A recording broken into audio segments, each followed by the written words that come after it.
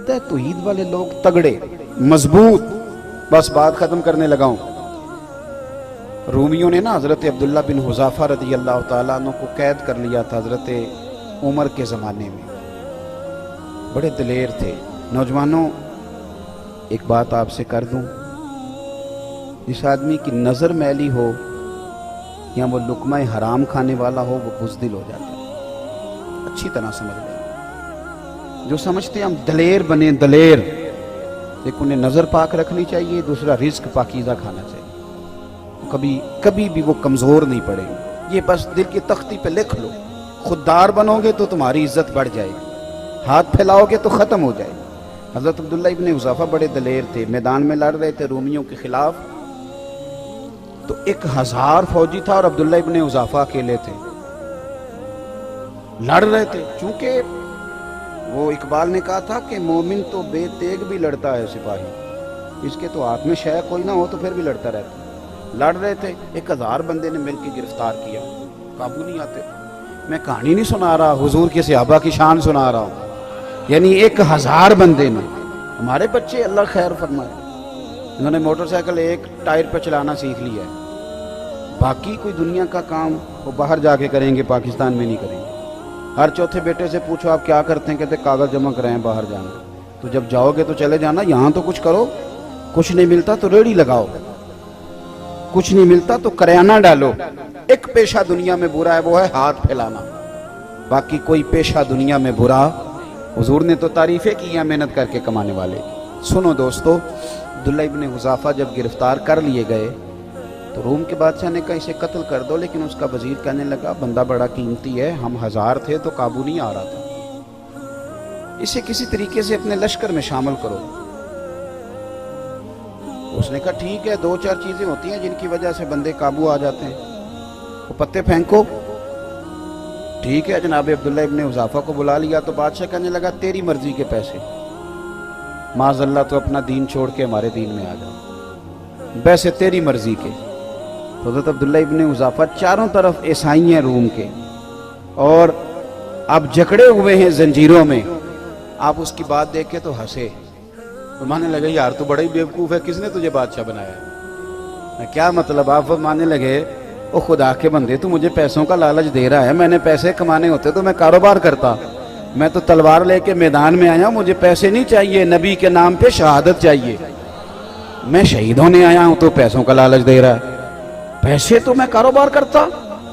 اس نے دوسرا پتہ پھینکا, کہنے لگا بادشاہی کے علاوہ, یعنی سب سے بڑا بادشاہ ہوں میں, میرے علاوہ جو تو عہدہ کہے تجھے ملے گا. پارٹیاں بدل نہیں جاتے لوگ ایک وزارت کی وجہ سے, 5 سال کسی اور کی تعریفیں, اور چھوٹی سی اشارہ نہیں ہوا تو پھر فوراً سجدہ صاحب کر جاتا. وہ کہتے ہیں مجھے تو پتہ ہی نہیں چلا, کتنے دن پورے 5 سال کوئی پتہ نہیں چلا.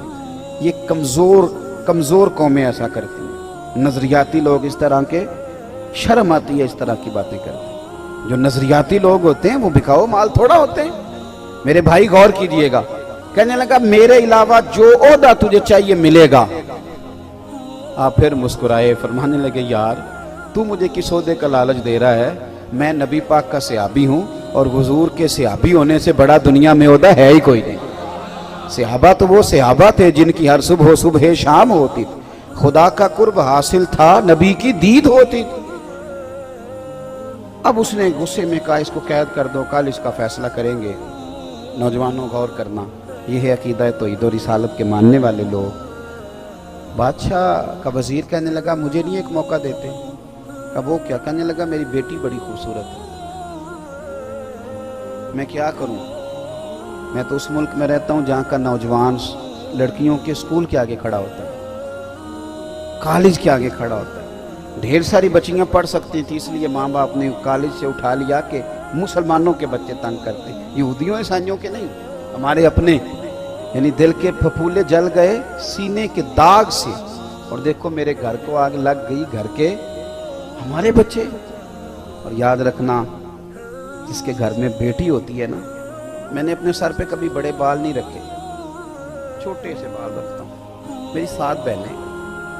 ایک دن میں سڑک پہ کھڑا تھا, شاید 6ٹھی کلاس میں پڑھتا تھا, تو میں نے بالوں کو بڑی کنگھی کی، جیب میں کنگھی ہوتی ہے، ایک وقت ہوتا ہے نا بندے، میں کنگھی کر رہا تھا تو میرے ابا جی بھینسوں کا چارہ لے کے آ رہے تھے، تو ایک بات انہوں نے مجھے سڑک پہ بلا کے کہی، مجھے کہنے لگے پتر کنگھی شنگھی کر کے نہ نکلیا کر، میری یہاں 7 تیاں نہیں،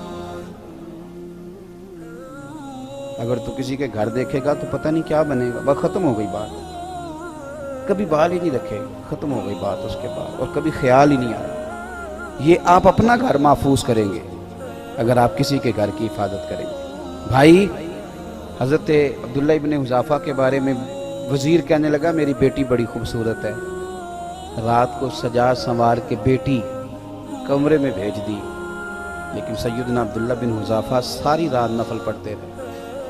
ادھر دیکھو میری طرف، یہ کام ناممکن نہیں، تھوڑا مشکل ضرور ہے۔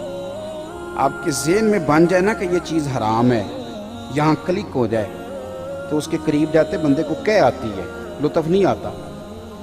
آپ گوشت کھا رہے تھے، 2-3 لقمے کھائے تو بڑا مزہ آیا، تو پھر کسی نے بتا دیا زکوٰۃ کے پیسوں کا ہے، اس کا منہ میں ذائقہ بدل جاتا ہے کہ نہیں؟